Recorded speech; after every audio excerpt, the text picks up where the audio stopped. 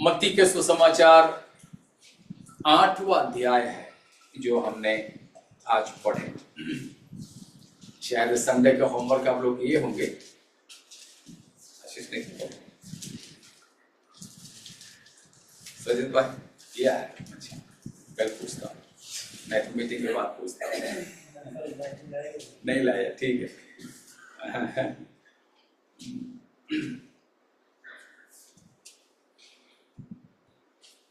तो मत्ती के सुसमाचार 8 अध्याय में से कुछ भूमिका के तौर पर बातें आपके सामने रखूंगा।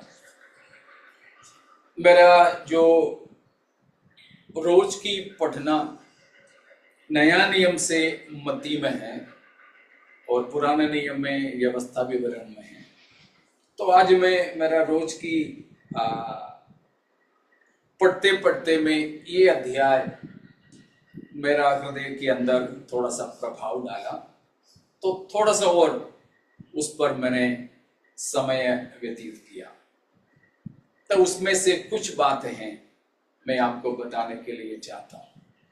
हम जानते हैं मत्ती है नया नियम का, विशेषकर सुसमाचार लिखने वालों में वो लेखक जो प्रभु यीशु मसीह के सब बातों को बड़ा क्रमानुसार सिस्टमैटिकली अरेंज करके हमें दिया हुआ ऑर्गेनाइज्ड राइटर बोल सकते हैं कि बाकी सब जो आया लिखा।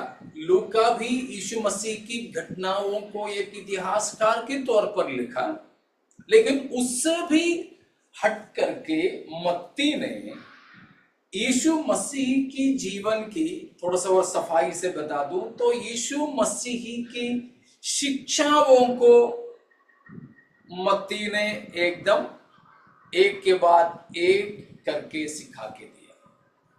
वैसे ही आश्चर्य कर्मों को आपको याद होंगे, मत्ती 5, 6 और 7 अध्यायों को अंश क्या बोलते हैं?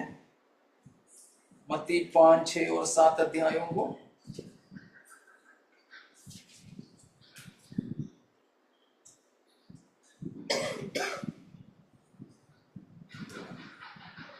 और मंडे सुनते हो।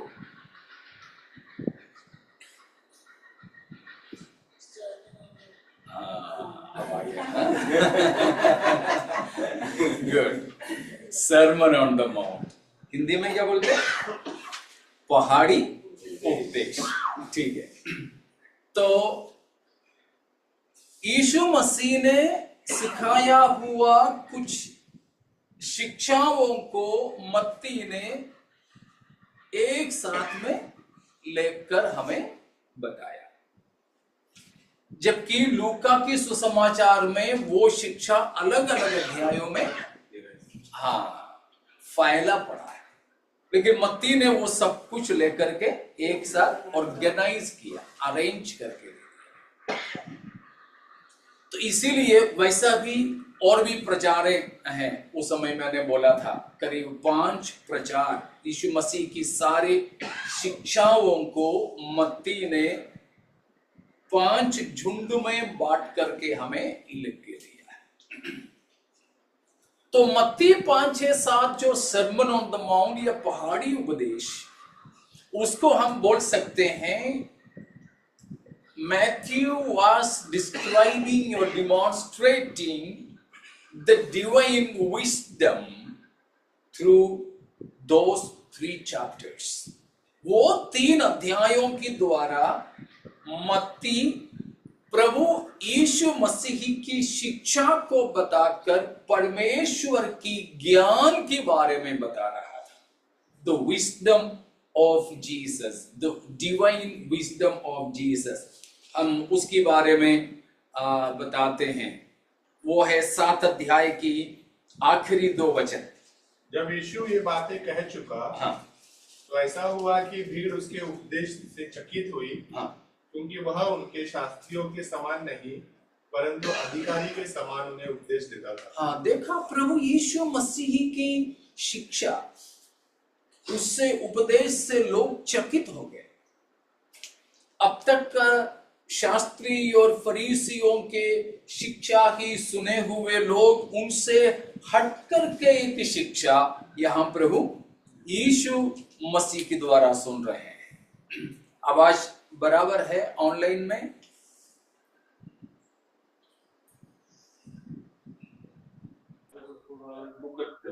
हाय। यस पास्टर जी। ठीक है ना? ठीक है, ओके। नहीं तो वो ब्लूटूथ दे दो, चार्ज नहीं इसमें दूसरा।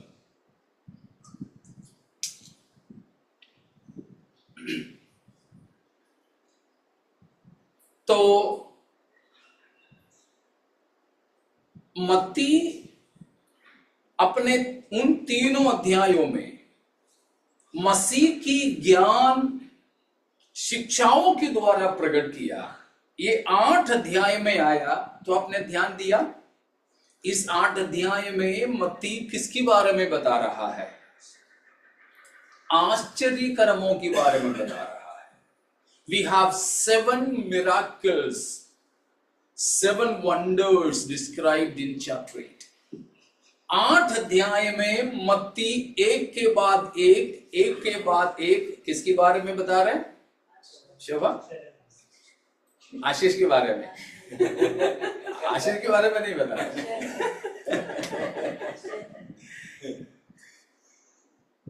मत्ती किसके बारे में है? नो, आश्चर्य कर्मों के बारे में, आश्चर्य कर्मों के बारे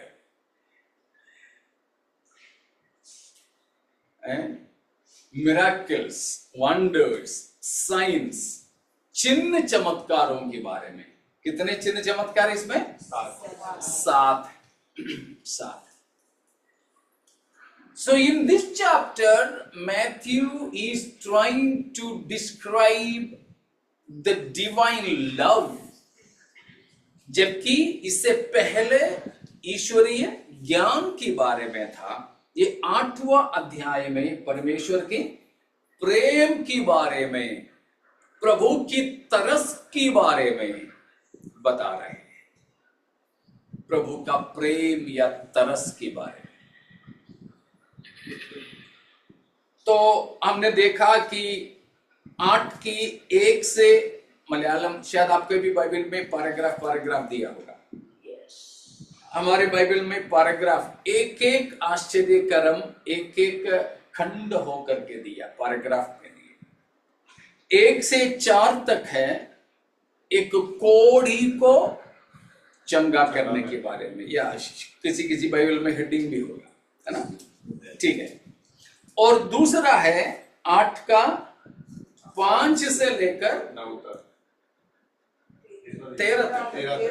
5 से 13 तक है। वहां क्या है? सुबेदार का दास को चंगा करने के बारे में, ठीक है। और 14-15 में पतरस की सासू मां को चंगा करने के बारे में। और 16 से लेकर 16-17 में यीशु मसीह के पास लाए गए बहुत सारे भिन्न भिन्न प्रकार के बीमारों को चंगा करने के बारे में। 18 से 22 तक एक न्याय शास्त्री के बारे में। वहां कोई बीमारी चंगा नहीं हुआ है, लेकिन उसका कुछ विचार को चंगा किया है, ठीक है। वो है 18 से लेकर 22 तक। और 23 से लेकर 27 तक में वहां क्या है? हाँ, आंधी तूफान, प्रकृति पर प्रभु की सामर्थ के बारे में। और उसकी 28 से लेकर 34 तक की पदों में है गरसेनियों की देश के दुष्टात्मा ग्रसित लोगों को चंगा करने के बारे में। तो इस प्रकार 7 आश्चर्य कर्मों के बारे में वहां पर लिखा है। इसको ये सातों अलग अलग से हमें सीखना चाहिए। उसके लिए हमें अगर आधा घंटा भी ले लें तो भी 3.5 घंटे हमको चाहिए। इसलिए मैंने कहा आज उसकी गहराइयों में नहीं जाते हुए पूरा अध्याय को हम बाहरी तौर पर peripherally we will try to understand. और वो संदेश है आज आपको बताने के लिए, इस घर के संबंध में भी, हम सबके संबंध में भी देने के लिए प्रभु ने जो अगुवाई मेरा अंदर दिया है। तो प्रभु यीशु मसीह ने जो भी आश्चर्य कर्म किए हैं, या जब भी मसीह ने आश्चर्य कर्म किया है, करते हैं, वह जरूर मसीह अपने कुछ चीजों को प्रकट करने के लिए होता है। सबसे पहले प्रभु ने जब भी आश्चर्य कर्म किए हैं, प्रभु ने जब भी अद्भुत कार्य की है, वो खास तौर पर 3 बातों के लिए। एक है फॉर, और otherwise we can say because of the compassion of Christ for the people. लोगों के प्रति मसीह की तरस, दया, करुणा का कार्य होता था। इसलिए है हम लोग प्रार्थनाओं में भी बोलते हैं, प्रभु भीड़ को देख करके तू तरस खाया, वैसे हम पर भी तरस खाए। परमेश्वर तरस खाकर, यीशु मसीह लोगों पर तरस खाए। The proof of his compassion, proof of his love, proof of his concern, proof of his care and love for the needy, the oppressed, the suppressed, the suffering. जो तकलीफ में है, मुसीबत में है, जो त्यागे हुए हैं, बेसहारे हैं, ऐसों के प्रति प्रभु की प्रेम, तरस, करुणा, दया, ये सारी चीजों का प्रकटीकरण के तौर पर प्रभु ने आश्चर्य कर्मों को किया है उनकी जरूरतों के समय में। ठीक है, तरस है, एक तो तरस है। दूसरा भी हम ये बोल सकते हैं acknowledging the necessity of the people, लोगों की जरूरत को पहचान कर। कभी प्रभु की तरस आया, कभी तरस नहीं आया, तो भी जरूरत को जानकर भी प्रभु ने क्या किया, आश्चर्य कर्मों को किया है। Acknowledging the need, the necessity, the requirement, उनकी आवश्यकता को पहचान कर भी प्रभु ने उनको, उनकी जिंदगी में काम किया है। तीसरी बात है, यीशु मसीह ने जो किया as proof of his authority and power. प्रभु यीशु मसीह की अधिकार और शक्ति के प्रमाण के तौर पर मसीह ने आश्चर्य कर्मों को किया है। मसीह किस लिए? अपना अधिकार को प्रकट करने के लिए, who he was, to prove himself as the Son of God, to prove himself as God himself। वो परमेश्वर ही है प्रकट करने के लिए, वो मसीह है करके प्रकट करने के लिए, वो परमेश्वर का पुत्र है करके साबित करने के लिए, प्रकृति के ऊपर, शैतान के ऊपर, मृत्यु के ऊपर सब अपने अधिकार को, अपनी शक्ति को प्रकट करने के लिए। और चौथी बात है for the glory of the father, परमेश्वर की महिमा के लिए, परमेश्वर की महिमा के लिए। तो कम से कम और भी है, लेकिन हम मोटे मोटे तौर पर इन्हीं बातों को यहां पर बताया है। प्रभु ने जब भी किसी के भी जीवन में आश्चर्य कर्मों को की है, तो ये उद्देश्य या फिर इन कारणों से की है। ठीक है ना। प्रभु हम पर तरस खाकर, प्रभु हमारी जरूरत को पहचान कर, प्रभु अपनी सामर्थ और अधिकार को प्रकट करने के लिए, विशेषकर यीशु की मसीहियत को प्रकट करने के लिए, इसलिए है उसको चिन्ह के तौर पर बताया है। चिन्ह था, साइंस। यीशु मसीह की सारे आश्चर्यकरम चिन्ह था।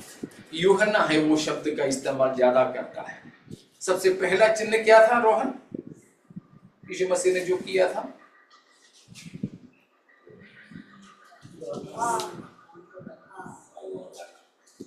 पानी को लाखरस में, इतना देर नहीं लगना चाहिए था। तो यीशु मसीह ने किया हुआ पहला चिन्ह, पानी को काना की शादी में दाखरस में बदला। तो वहां पर यूहन्ना लिखता है चिन्हों का पहला चिन्ह के तौर पर किया। तो वो चिन्ह किसी बात को इशारा कर रहे थे। वो इशारा करने वाली बात है यीशु की मसीहियत। यीशु मसीह है। चौथी बात है परमेश्वर की महिमा। परमेश्वर की महिमा। हम लोग भी तो अक्सर बोलते हैं प्रभु आपकी महिमा के लिए ऐसे कर, फिर भी कभी कभी नहीं करता है। तो ये 4 विशेष कारणों से या वजह से यीशु मसीह लोगों की जीवनों में आश्चर्य कर्मों को करते थे। अब हम इनमें से एक एक को लेते हैं। जब मैं उस बात को पढ़ा आज सुबह, मेरे हृदय में बहुत आनंद आया, बहुत आनंद आया। इसलिए मैंने सोचा कि वो मैं आपके साथ बांटूं। मैंने कहा ना, it's just a peripheral thing, बिल्कुल ऊपरी ऊपर की बात है, कुछ गहराई की बात नहीं है, ऊपरी ऊपर की बात। तो सबसे पहले मसीह ने यहां पर क्या किया था? यीशु मसीह पहाड़ से उतरे तो वहां पर कौन आया? कोढ़ी, एक कोढ़ का बीमार, एक कोढ़ी को चंगा करने के बारे में। उसमें क्या बात है हमें सीखने के लिए? हम जानते हैं कोढ़ी, he was outcast, untouchable, unapproachable, despised, and who was simply assigned for death. मैंने उसके बारे में पढ़ा। अभी भी हमारे बीच में कोढ़ी लोग होते हैं। वैसे कोढ़ को इराडिकेट करने के लिए, जड़ से निकालने के लिए हर सरकार बहुत सारे पैसा खर्च करते हैं। फिर भी हमारे देश में भी लेप्रेसी हॉस्पिटल्स हैं, लेप्रेसी कॉलोनीज हैं। हमारे सिग्नलों में, सड़कों पर भी आप कोढ़ियों को भीख मांगते हुए देखते होंगे। तो 2 प्रकार की कोढ़ी लोग हैं। एक फैलता नहीं है, ऐसे लोगों को बाहर जाने देते हैं। वे लोग हैं आकर के हमसे जो मांगते रहते हैं, उनका बीमारी फैलता नहीं है। दूसरा है फैलता है, उनको बिल्कुल अंदर से बाहर आने नहीं देते। तो एक प्रकार की अल्सर है, अल्सर, ए अल्सराइज्ड पर्सन। कोशिकाएं मर जाते हैं। सेंसिटिविटी, सेंसेशन, जो स्पर्श की क्षमता खत्म हो जाता है। उसके बाद गर्म पानी में भी वे हाथ डालो तो उनको कोई फर्क नहीं पड़ता, भले ही वो जल जाए मगर उनको कोई फीलिंग नहीं होता, क्योंकि सेंसेशन, उनका जो स्पर्श की क्षमता खत्म हो गई। नस वगैरह मर गया, कोशिकाएं मर गए। तो उसके बाद वो हिस्सा सड़ने लगते हैं, गिर जाते हैं, उनको पता ही नहीं चलता। इसलिए है कुछ लोगों को आप बिना नाक वाले दिखेंगे, किसी की कान नहीं है, किसी की उंगलियां नहीं है, किसी की पैर का कई हिस्से नहीं है। तो ऐसे शरीर के कई हिस्से बाहर तौर पर चले जाते हैं, किसी किसी के अंदर से भी वोकल कोड वगैरह भी, अपने आवाज निकालने वाले अपने अंदर की नस और व्यवस्थाएं भी इससे ग्रसित हो जाते हैं, तो बात नहीं कर पाते हैं। नाक पर ऐसे होते हैं तो श्वास अंदर नहीं जाता, बाहर ही जाता, लेना मुश्किल हो जाते हैं। तो पूरा शरीर ऐसे सड़ के चले जाते हैं, किसी में बदबू आते हैं। यहूदियों के बीच में कोड़ियों को, किसी भी प्रकार की कोड़ी हो, उनको छावनी के बाहर। और हमारे देश में भी ऐसे ही था। कोड़ी लोगों के लिए आज भी रहने के लिए अलग से जगह दे दिया गया है, लेप्रोसी कॉलोनीज, बाहर आने के लिए मना है, बड़े परेशानियों में रहते हैं। किसी किसी जगह पे हम लोग ऐसे जगहों में जाके खाना वगैरह बांटते थे। आज भी ऐसे करने वाले काफी लोग हैं। लेप्रोसी मिनिस्ट्री करके ऐसों के बीच में सेवा करने वाले संस्थाएं हैं मसीही।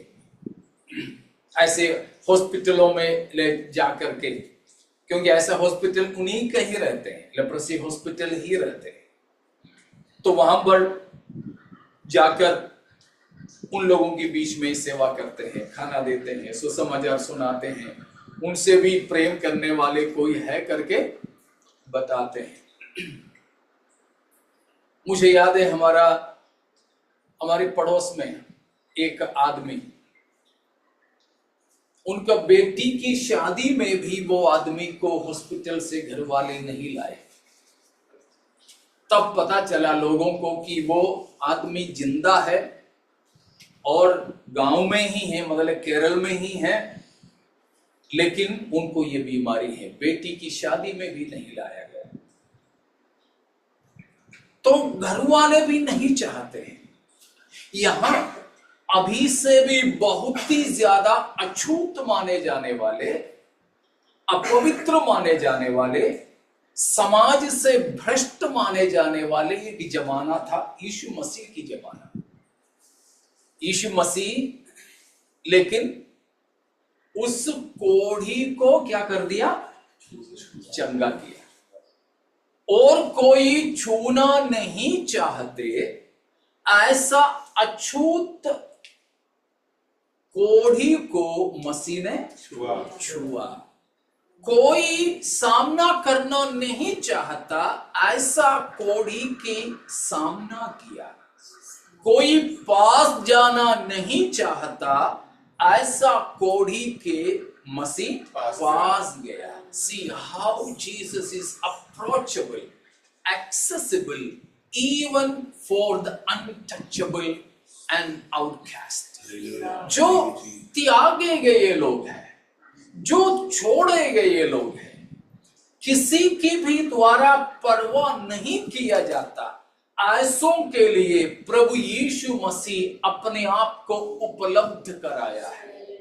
अपने आप को ऐसों के भी नजदीक गया है, और कोई नजदीक जाना नहीं चाहते। कोढ़ी को देखे तो भाग जाते हैं, और कोढ़ी लोग भी कोढ़ी कोढ़ी कोढ़ी करके चिल्लाकर चलना पड़ता था, ताकि सुनने वाले, देखे नहीं तो भी सुनने वाले भाग जाएं।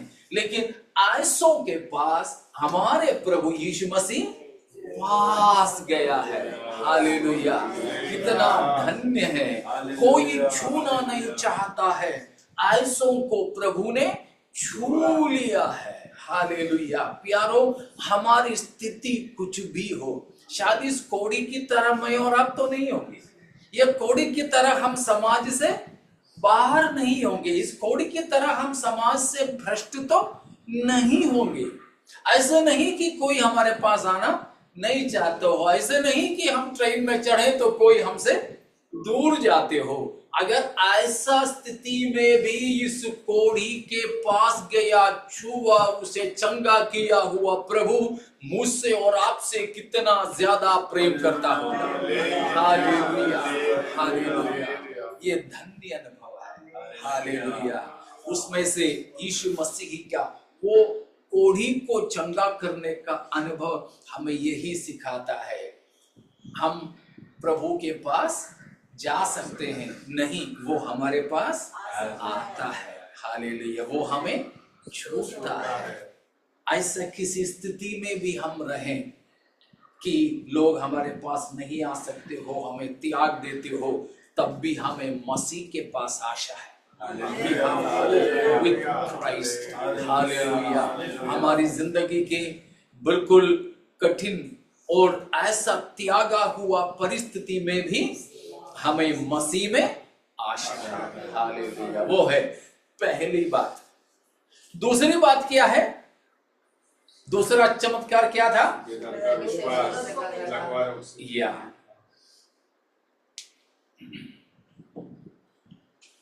healing of a slave of the centurion। एक रोमी सिपाहियों का सरदार का दास को चंगा करना। यहां क्या बात है? He was an army officer ना, एक आर्मी ऑफिसर था, शताधिपति, सरदार, सेंचुरियन, सूबेदार, 100 सिपाहियों के ऊपर का ऑफिसर है। हमारे मिलिट्री का हिसाब से JCO बोलते हैं, जूनियर कमीशन ऑफिसर। सूबेदार, एक लाइन और 2 स्टार है, इधर एक लाइन है और 2 स्टार है। सूबेदार इतना अच्छा खासा सिपाही सल्यूट करते हैं। सिपाही से देगा तो सल्यूट नहीं करते, अफसर लोगों को सल्यूट करते। तो ऐसा आदमी ना, उसमें क्या बात है? लेकिन उसमें बात यह है, वास ही ए ज्यू? क्या वो यहूदी था? नहीं, यहूदी नहीं था। देखो, 3 बात उसमें खास तौर पर हमें देखना है। पहली बात है, he was a Gentile, he was a Greek, otherwise he was a Roman, non-Jew। वो एक गैर यहूदी था। गैर यहूदी को यहूदी क्या मानते हैं? जोहन को याद है? नॉन जूस को जूस कैसे मानते हैं? जेंटाइल्स को कैसे मानते हैं? Non-Jewish people, how rich, how educated, how intellectual they are, for Jews, they were simply fuel for the fire of hell। चाहे कितना भी बड़े लोग हो, धनवान, बुद्धिमान, उच्च जाति, कुछ भी हो, एक गैर यहूदी को यहूदी क्या मानते थे? नरक की आग जलाने का ईंधन, नरक की आग जलाने की लकड़ी। तो यीशु मसीह कौन है? यहूदी। और मसीह के साथ भी सब लोग यहूदी लोग हैं, यहूदी लोग। लेकिन उन यहूदी इन लोगों को ऐसे ही मानते, हम लोग जब स्वर्ग में होंगे, हमको ज्योति दिलाने के लिए तुम लोग आग में जलते रहेंगे। तुम तो आग में, नरक में आग जलाने की लकड़ी के तौर पर है, यही मानते थे। लेकिन उतना निचला स्थिति में माने जाने वाला एक रोमी सिपाहियों का सूबेदार की अपेक्षा, उनकी निवेदन को प्रभु ने स्वीकार किया। शायद औरों के सामने हमें किसी भी प्रकार की योग्यता नहीं होंगी। और एक दूसरी बात है, वो कौन था? प्राइवेट कंपनी में जॉब करता था क्या? फिर सरकारी नौकर था। किसका सरकार था उस समय? रोमियों का सरकार। वो यहूदियों के शत्रु माने जाते थे, क्योंकि यहूदी उस समय रोमियों के गुलामी में थे, रोमियों के गुलामी में थे। तो फॉर एक देशभक्त यहूदी के लिए, पहले जो मैंने बोला, फॉर एन ऑर्थोडॉक्स ज्यू a Gentile is simply fuel for the hellfire. Here, in a second aspect, for a nationalist Jew, these Roman government officers or people are just people to be opposed and assassinated, not to be assisted. ये जो यहूदी एक देशभक्त है, हमको एक देश चाहिए, हमको एक इस्राएल का राष्ट्र चाहिए, हमको अपना सरकार चाहिए, हमको अपना राजा चाहिए, विचार करने वाले देशभक्त यहूदी के लिए रोमी लोग, रोम की सरकार के लोग कौन हैं? मदद करना चाहिए उनका? नहीं, परंतु उनको किसी भी तरह मारना है, हटाना है, उनका कुर्सी छीनना है। लेकिन ऐसों का मदद के लिए यहां प्रभु यीशु मसीह अब अपने हाथ को बढ़ा रहे हैं। समझ में आ रहा ना? मेरे साथ है? तो प्रभु यीशु मसीह ये जो रोमी सुबेदार का दास की चंगा करने के लिए हैं, तो इन बातों को हमें ध्यान देना है। और एक बात, किसकी मदद के लिए जा रहे हैं? किसको चंगा करने जा रहे हैं? नौकर, दास, स्लेव है। किसे स्लेव? ए सर्वेंट, दास है। कोई कीमत है? Slaves were considered as simply a living tool of the master, just a tool. हमारे स्क्रू ड्राइवर, हमारे माचिस नहीं तो लाइटर, ऐसा कोई सामान जैसा ही एक दास माना जाता था। बस इतना फर्क है कि इसमें जान नहीं है, उसमें जान है। इसलिए जिंदा उपकरण, इसके अलावा एक दास के लिए उस जमाने में कोई वैल्यू, मूल्य नहीं था। लेकिन ऐसा एक दास को शिफा देने के लिए यीशु मसीह सुनते ही उस सुबेदार के घर की ओर जा रहा है। समझ में आ रहा है ना? अगर ऐसा है, यीशु मसीह सुना और यीशु मसीह उसकी घर की ओर चलने लगे। उसकी शुरुआत के वचन को पढ़िए। जब वह कफरनहूम में आया तो एक सुबेदार ने उसके पास आकर उससे विनती की, हे प्रभु, मेरा सेवक घर में लकवा रोग से बहुत दुखी पड़ा है। उसने उससे कहा, मैं आकर उसे चंगा करूंगा। देखा, यीशु मसीह कहता है मैं आकर, मैं तुम्हारा घर आकर तुम्हारा दास को चंगा करूंगा। देखो, ये तीन बात हमें देखना है कि बिल्कुल भी यहूदियों की नजर में कोई मूल्यवान नहीं, और यहूदी बिल्कुल घृणा करने वाले, नफरत करने वाले, दुश्मन मानने वाले एक रोम की सरकारी नौकर के घर जाकर उसकी दास को चंगा करने के लिए हमारे प्रभु यीशु मसीह यहां तैयार हुआ है। हम लोग तो उस स्थिति में नहीं है ना? हाँ जी, हम लोग उस स्थिति में नहीं है ना? हम कौन हैं जी? हम कौन बचे होंगे? हम कौन हैं?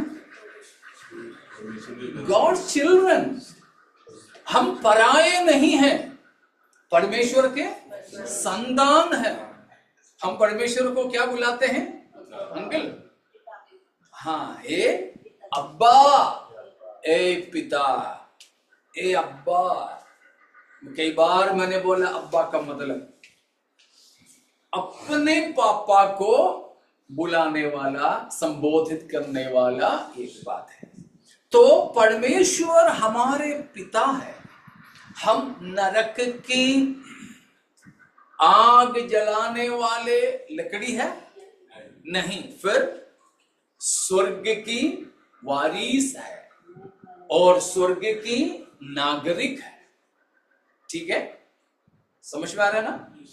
यीशु मसीह अगर यहूदियों के द्वारा नरक की आग जलाने वाले लकड़ी माने जाने वाले, उनकी मदद के लिए उनके घर जाने को तैयार था, तो आज हमें ये बात समझना है कि हम कौन हैं? हम कौन हैं? परमेश्वर के संतान, परमेश्वर के घराने के लोग, पवित्र लोगों के संगी वारिस, स्वर्ग राज्य के नागरिक और वारिस है। Praise God.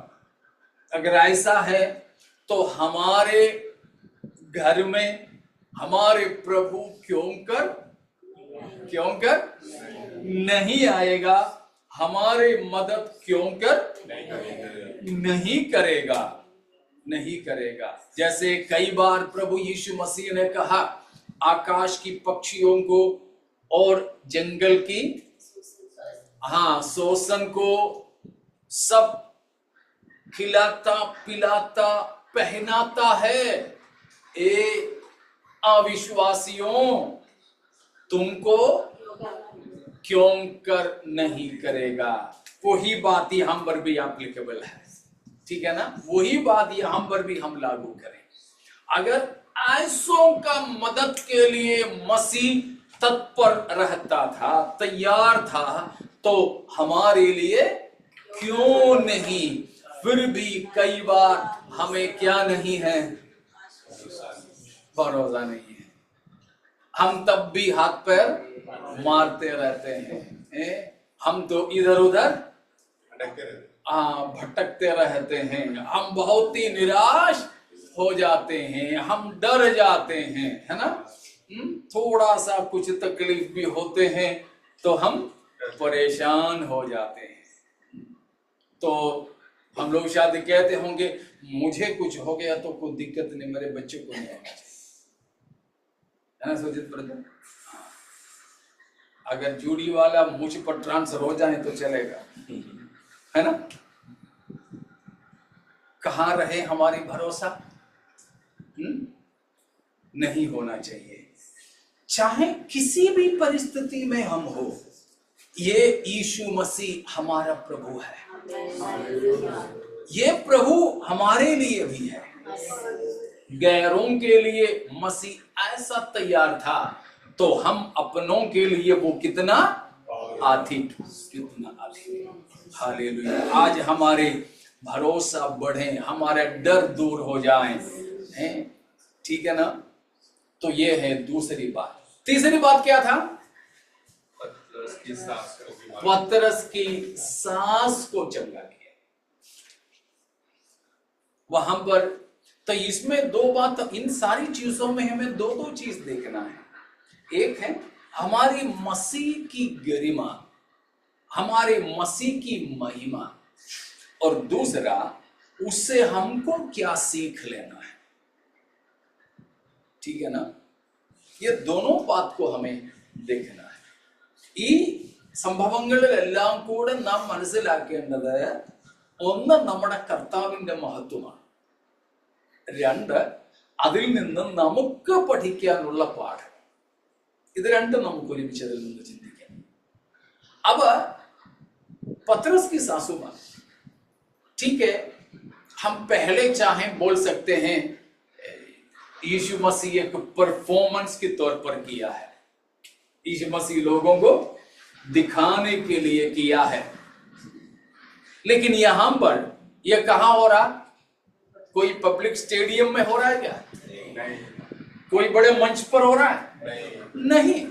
कोई मैदान में नहीं हो रहा है। किसी हमारे ये छोटी झुंड जैसे कि चर्च में भी नहीं हो रहा है। एक साधारण मछुआरे का शायद एक झोपड़ी में, घर भी शायद बोल नहीं पाए, क्योंकि गलील में आता है एक कफरनहूम। मैंने कई बार आप लोगों को बोला है कि यरूशलेम और गलील ये दोनों दो भागों में था। जो यहूदी इस्राएलियों का देश की सबसे दक्षिण में सतर्न पार्ट है यहूदिया, और नॉर्थर्न पार्ट है, उत्तरी इलाका है गलील। तो गलील झील के उस पार और इस पार, और उस बीच में समरिया करके एक दूसरी जगह। तो फिलहाल हम समरिया को हटा भी ले तो भी यहूदी लोग रहते थे यहूदिया में और गलील में। यहूदिया में रहने वाले लोग पैसा वाले थे, पढ़े लिखे थे, यहूदियों के धर्म के बड़े अधिकारी लोग थे। यरूशलेम मंदिर भी वहीं था। तो याजक, महायाजक, शास्त्री और सन्नद्रीन के यानी यहूदी धर्म सभा के न्यायाधीश लोग, ये सब बड़े बड़े लोग यहूदिया में रहते थे। लेकिन गलील में रहने वाले एकदम उल्टा, वे छोटे, अनपढ़ और झील में से कुछ मच्छी वगैरह पकड़कर बेचकर जीने वाले।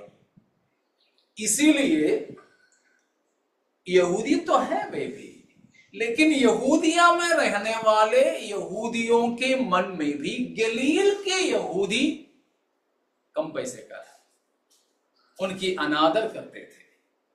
तो प्रभु यीशु मसीह बड़ा किधर पैदा भी कहां हुआ? यहूदिया में कि गलील में? गलील में। यहूदिया में।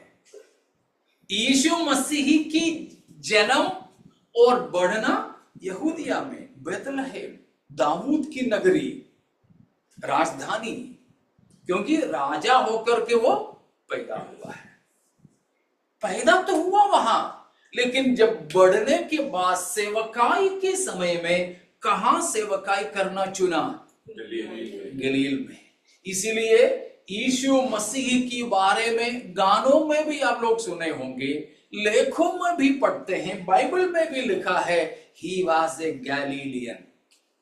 यीशु मसीह को एक गलीली कहते हैं, क्योंकि मसीह खुद रहने और सेवकाई करने के लिए और अपनी सेवकाई की मुख्य स्थान के तौर पर कफरनहूम या फिर गलील को चुना था, क्योंकि वहां रहने वाले छोटे कद के लोग थे, अनपढ़ लोग, गरीब लोग, रोजगारी करने वाले लोग, बदबू वाले लोग, मछुआरे लोग।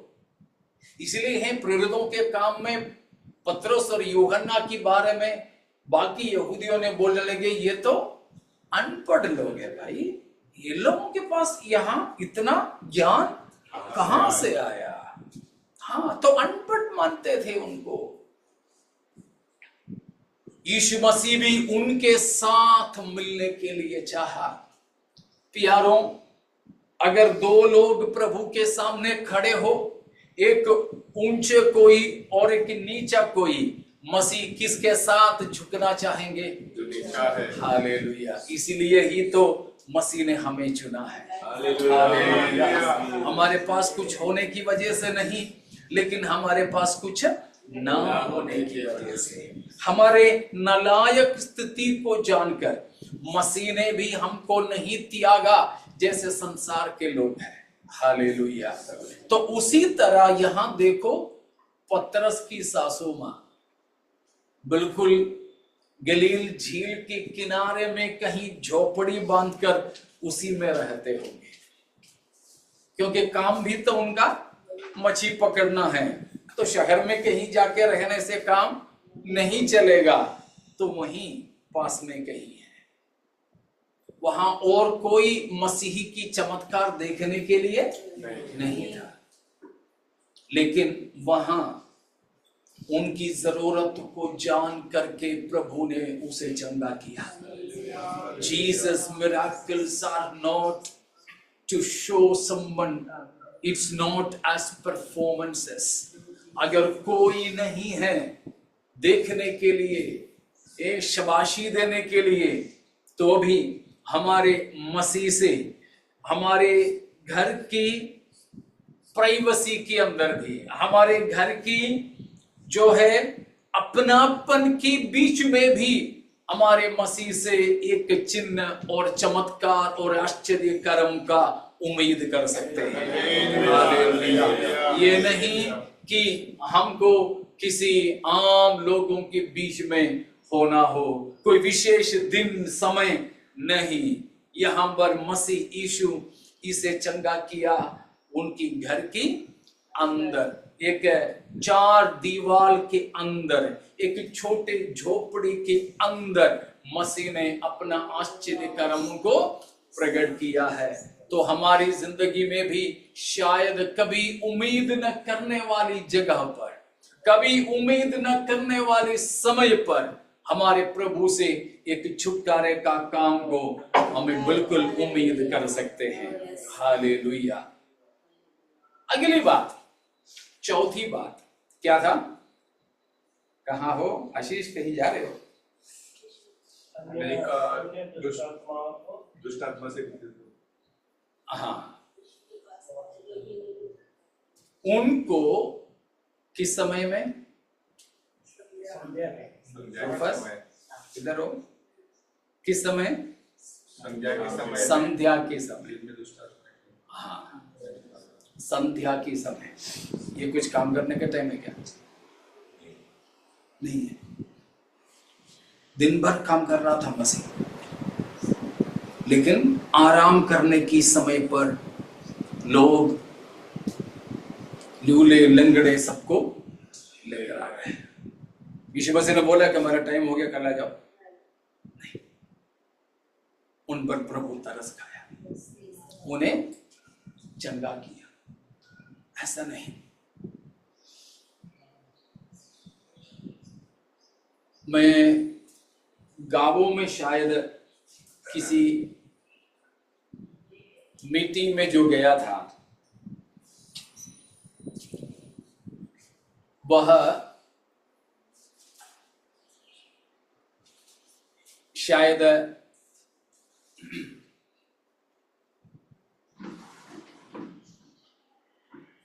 आंध्र प्रदेश में था, विजयवाड़ा के पास एक गांव में। शायद 1994-95 के समय में था।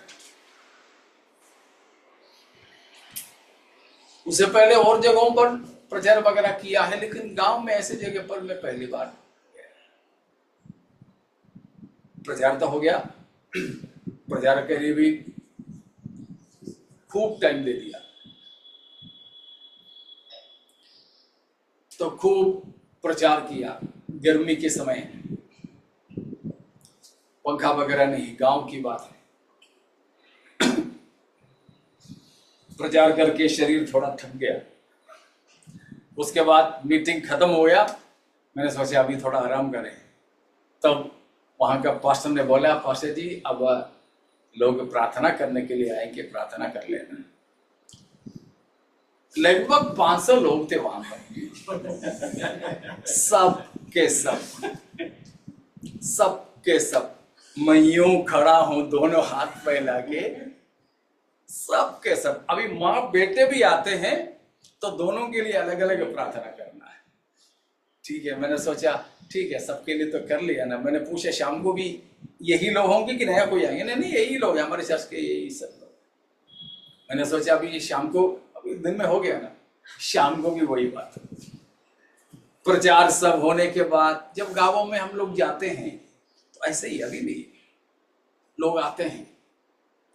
अगर 3 सभा है तो तीनों सभा में ये लोग आएंगे। कुछ लोग पाउच लेकर आएंगे, कोई बोतल लेकर के आएंगे, कोई उधारी में लेकर भी आएंगे। कुछ लोग ऐसे भी है, हम लोग जल्दी होने के लिए 2-4-5 लोग हैं तो उनके पास में भेज देते हैं, लेकिन कुछ लोग बोलते हैं आप ही कर लो ना। कैसे भी शायद ये ऑर्गेनाइजर्स हैं जो उसकी प्रबंधक लोग उनको पकड़ के वहां भेज देते हैं, वो वहां से घूम फिर के फिर आते हैं हमारे पास। जो मेहमान है उन्हीं से प्रार्थना करवाना है, वो तो रोज का है ना, तो मेहमान से करवाना है। तो कभी कभी हम लोग ऐसे 1-1.5 घंटा प्रचार करने के बाद प्रार्थना करने के लिए हम मना करते हैं। लेकिन देखो यीशु मसीह यहां सुबह से सेवारत है, आराम नहीं है, आराम नहीं है। आराम करने का समय है सांझ। हमारे यहां की जैसे संध्या के समय में मीटिंग होने वाला जगह नहीं है वो, क्योंकि सांझ हुआ, सूरज ढले, फिर तो सबको घर जाना है, सोना है, खाना खा के सोना है, आराम करना, क्योंकि लाइट वगैरह नहीं है। लेकिन उस समय में मसीह के पास लोगों को लेकर आए। हम पास्टरों की जैसे यीशु मसीह ने नहीं बोला पतरस प्रार्थना कर, हम लोग बोलेंगे हाँ तुमको ट्रेनिंग दे रहे हैं, कर लो प्रार्थना कर लो, मेरे जाने के बाद तुम्हें करना, नहीं बोला। यीशु मसीह ने स्वयं उन सबका हेलो हाँ उनकी समस्याओं को सुना, उनकी समस्याओं की समाधान किया और उनको चंगा करता रहा। इसीलिए प्यारों, इसमें से हमें क्या सीख मिलती है? हमारे प्रभु के पास जाने के लिए कोई समय की पाबंदी नहीं है। जैसे इब्रानियों 4:16 में लिखा है, क्या लिखा है?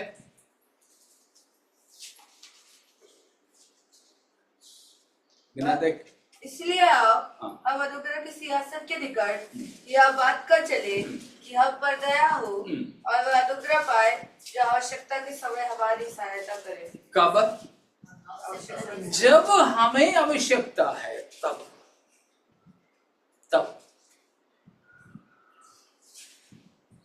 शायद हम कभी कभी हमारे फोन स्विच ऑफ कर लेते हैं, नहीं तो हो जाता है।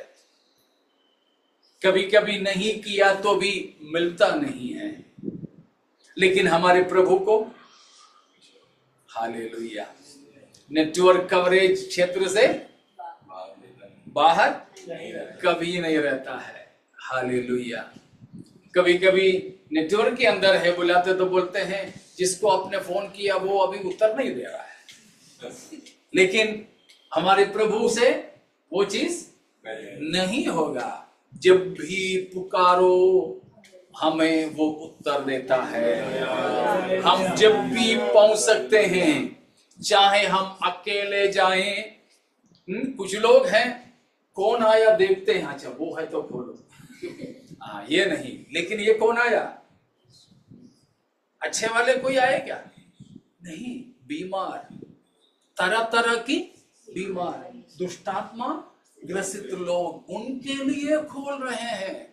ऐसा नहीं है कि हाँ फलाना आया तो आ जाइए ना, बैठिए ना, बात करते हैं ना, नहीं, ये नहीं। परंतु ये बिल्कुल समाज में सबसे परेशानी में रहने वाले, त्यागे गए, बेसहारे, लेकिन उनको भी सांझ की समय भी मसीह के पास पहुंच था।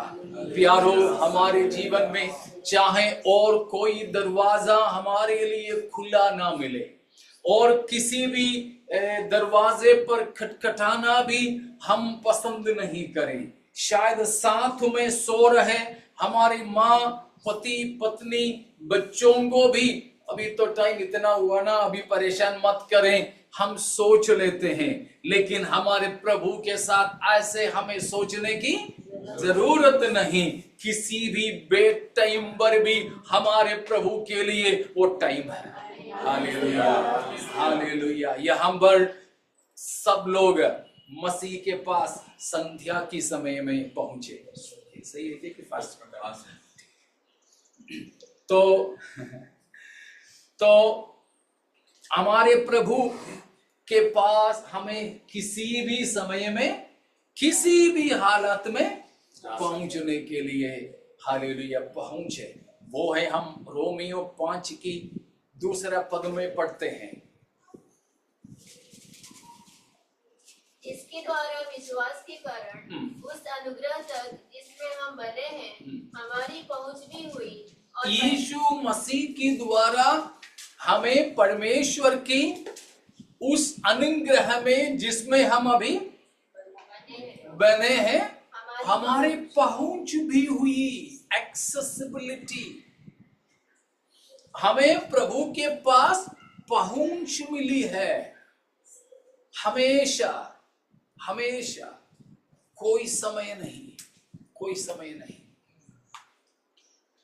तो प्यारो, यह है इसका मतलब। तो पहला कोढ़ी को और दूसरा है सूबेदार के दास को और तीसरा पतरस की सासू माँ को और चौथा हाँ, जो आम जनता के परेशानी, बीमारी, दुष्टात्माग्रस्त स्थिति से लोगों को संध्या की समय में छुड़ाया।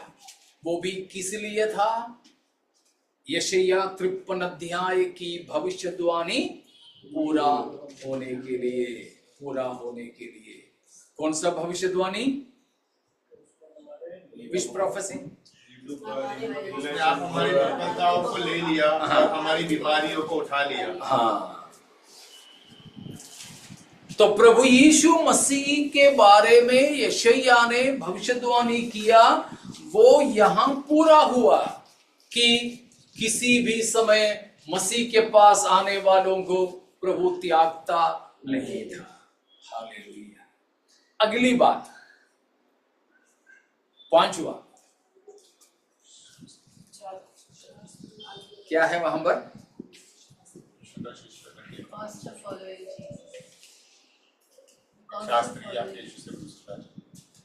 तो ये सब जब देखा, एक शास्त्री है। शास्त्री का मतलब हाँ, पवित्र शास्त्र या व्यवस्था लोगों को सिखाने वाले। हमारे भाषा में बाइबल कॉलेज का प्रोफेसर है, बाइबल की व्याख्या करके देने वाले हैं Shastri. They thought they were the custodians of the law. They thought they knew the law better than anyone else. बाकी किसी से भी अच्छे से व्यवस्था को वे जानते हैं, वे सोचते थे ऐसे लोग। लेकिन यहां पर ये सब कुछ देखा तो उनको समझ में आया कि हमसे भी बड़ा है यीशु मसीह। मतलब किसी भी शास्त्री, बुद्धिमान, थियोलॉजियन, किसी को भी किसकी आवश्यकता है? मसीह यीशु की आवश्यकता। तब तक तो वे अपने ही बारे में बड़ा सोचते थे, लेकिन अब मसीह के सामने वो अधीन होने लगे।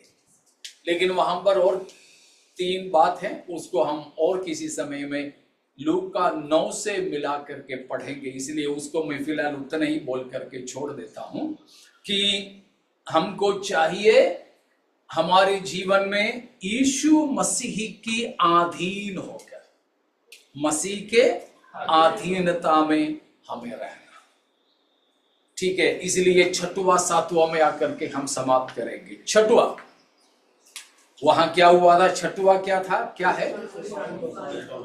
हाँ, आंधी तूफानों को शांत करना। नाव पर चलते थे, उन सब के बारे में हमने तो बहुत प्रचार तो सुने होंगे। तो वहां की शिक्षा हमें ये मिलता है कि जब जिंदगी की हम लोग बोलते हैं ना भवसागर में जी रहे हैं, लोगमा गंभीर वारिधिയിൽ ലോക മഹാസാഗരത്തിലൂടെ യാത്ര ചെയ്യുന്ന विश्वास കപ്പലുകളാണ്, പടകകളാണ് നമ്മുടേത്। हमारे जीवन विश्वास की नैयाएं हैं, इस संसार रूपी भव सागर से चलते हैं। कहां जा रहे हैं? कहां जा रहे हैं? कुरान कुरान जा रहे हैं। फिर कहां? स्वर्ग। सियोन के यात्री हैं हम। कहां जा रहे हैं? सियोन की ओर, स्वर्ग की ओर हम जा रहे हैं। लेकिन ये नैया इस भवसागर से जाते हैं तो ये भवसागर में हमारी जिंदगी में, संसार में बहुत आंधियां, तूफाने, लहरें उठेंगे। हम डगमगाने के स्थिति में होंगे। वहां पर लिखा है कि उनकी नैया डूबने पर था, उनकी नैया डूबने पर था। उसी तरह कई बार हमारे जीवन भी हमारे इस संसार की सफर की परेशानियों में डूबने पर होता है। कई बार हमको लगता है कि अब बिल्कुल उम्मीद नहीं है, बस खत्म हो गया। शायद एक बीमारी की वजह से होगा, शायद आर्थिक परेशानियों की वजह से होगा, शायद और किसी की दुश्मनी के कारण से होगा, शायद हमारे अंदर ही अंदर की संघर्ष की वजह से होगा। बस अब मेरे से नहीं होगा, नहीं होगा। मुझे याद है एक बार मेरा जो पहली कलीसिया थी उत्तर प्रदेश में, वहां एक फौजी कलीसिया है, फौजी लोग थे वहां पर, कम लोग थे। उनमें से एक है जोसमोन करके एक ब्रदर था, वो कई बार हमको बताया वो कहीं सफर कर रहा था तो उस बीच में किसी स्टेशन पर गाड़ी पहुंचे, ट्रेन पहुंचे तो वो उतर गया। उतर के उस समय आजकल के जैसे बोतल पानी नहीं मिलता था ना, तो स्टेशन में, हर स्टेशन में उतर के बोतल में पानी भर के लाते थे। तो पानी भरने के लिए ऐसे कहीं गया, इस बीच में गाड़ी छूट गई। रात की समय था, दरवाजा अंदर से बंद। ये फौजी है, दौड़कर जो दरवाजा मिला उस पे चढ़ गए, लेकिन अंदर से बंद है। वो दरवाजे की वहां का जो 2 बार है उसमें, तो उसमें ऐसे पकड़ के खड़ा हो गया। अगला स्टेशन शायद 1 घंटा 2 घंटे के बाद आता है। वो वहीं खड़ा खड़ा चिल्ला रहा है, लेकिन ये हवा में कहां सुनाई देता, लोग सब सो रहे। तो उन्होंने बोला कि मास्टर मुझे लगा अब छूट गया, अब छूट गया, अब छूट गया। लेकिन कैसे भी कहीं स्टेशन में पहुंच करके वो बच गया, अभी भी जिंदा है। तो इसी तरह हमको कई बार लगता है बस गया गया। हमारे लोकल ट्रेन में भी चढ़ते समय कभी हम ऐसा लगा होगा, है ना? ऐसे टांगे मत जाना। तो लगता है कभी कभी ऐसे हो जाता है, ऐसे भीड़ हो जाती है, कहीं थोड़ा सा कहीं पकड़ मिल जाता है, एक अंगूठे पर खड़े रहना पड़ता है, तो ये सब होता है। तो लगता है कि बस अब गया, खत्म। लेकिन ऐसी परिस्थितियों में भी हमारे प्रभु हमें त्यागता नहीं है। आप जरा सोचिए, हमारे जीवन में कितने बार ऐसे लगा था कि बस अब नहीं, बस ये खत्म है, ये आखिरी है, अब नहीं बचूंगा, नहीं बचूंगी। ऐसे कई बार हमने नहीं सोचे, ऐसी परिस्थिति नहीं आई कई बार? जरूर आए। हमारी पढ़ाई की, हमारी नौकरी की, हमारी पारिवारिक जीवन की, हमारी सेवकाई की, हमारी आत्मिक जीवन की, आर्थिक जीवन की, इन सब परिस्थितियों में ऐसे आए। लेकिन प्रभु का धन्यवाद हो कि इन चेलों के लिए आंधी तूफान को थमाने वाला हमारे प्रभु यीशु हमारे भी जीवन के नैया को डूबने नहीं दिया और कभी भी ये जो भवसागर की लहरों में डूबने न देकर यहाँ तक पहुंचाया है। हालेलुया। ये जरूर हमें उस बंदरगाह तक लेके जाएगा। തുറമുഖം വരെ അവൻ നമ്മെ കൊണ്ടെത്തിക്കും. നാം പറയുന്നത് പോലെ ശുഭ തുറമുഖം വരെ നാം എത്തേണ്ട തുറമുഖത്ത് ശുഭകരമായി നമ്മെ എത്തിക്കുന്ന ഒരു ദൈവം നമുക്കുണ്ട്. हालेलुया। हम जिस बंदरगाह में पहुंचना है वहां तक हमें सुरक्षित पहुंचाने वाला एक खेवनहारा हमारे नैया में आ जाता है। हमारी जिंदगी की तमाम आंधियों तूफानों को थमा देता है और आज तक उसने ऐसे किया, आगे भी करने के लिए वो सक्षम है। Hallelujah, hallelujah. हम लोग शादियों में बताते हैं, शादी होने के बाद दंपतियों को आशीष देकर प्रार्थना करते हैं और 2 शब्द उनके लिए बधाई का बोलते हैं। उस समय में अक्सर हम लोग बोलते हैं, कोई ना कोई एक पास्टर कम से कम बोलेगा और प्रार्थना करेगा। एक पहले वाला बोल दिया था, वो दूसरा वाला नहीं बोल पाएगा। तो ये बोलते हैं कि 2-3 बात।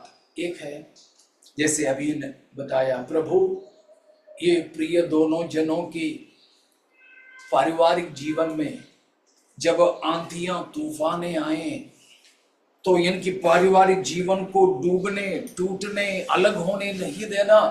जैसे खेवनहारा होकर के अपने चेलों के नाव में आप चढ़ा और उन्हें शांत होकर अपनी जगह पर पहुंचने दिया, आप इनके भी साथ रहे। दूसरी एक बात उनके लिए प्रार्थना करते हैं, जैसे लूका आखिरी अध्यायों में हम पढ़ते हैं कि 2 चेले कहाँ जा रहे थे?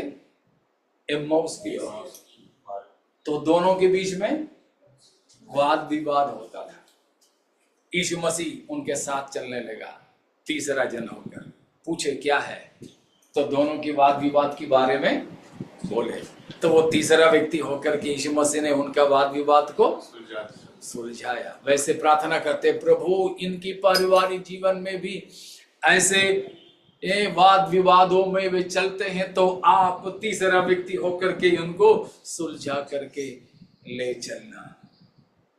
तो प्यारो, हमारी जिंदगी में आंधी तूफाने उठने दो, हमारे जीवन में हमें डुबाने वाले बातें आने दो, लेकिन सारी प्रकृति की शक्तियां भी हमारे प्रभु के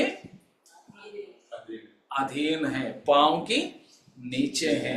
इसीलिए हमारे जीवन में उठने वाली किसी भी ताकत से, किसी भी प्रतिकूल परिस्थिति से हमें चिंता करने की आवश्यकता नहीं है। लेकिन करते हैं, करते हैं, होता है, होता है। क्यों रूफस? बहुत का परीक्षा में परेशान नहीं होता, ब्लैंक नहीं होता, होता है ना? एक ही बार हुआ था। अच्छा, अभी नहीं होता ना?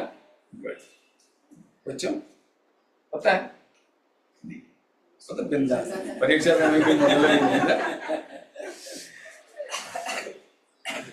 हमारे जीवन में कई समस्याएं, परेशानियां हो सकता है, असाध्य बीमारियों से ग्रसित हो सकते हैं, लेकिन उन किसी समय में भी हमें चिंता नहीं करना।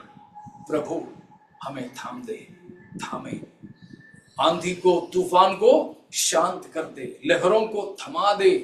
जरूर हमारे जीवन की नैया को जहां पहुंचना वहां पहुंचाने के लिए वो सक्षम है। हालेलुया। और आखिरी में हम देखते हैं 7वां क्या है? वो भी साधारण दुष्टात्मा ग्रसित नहीं था। या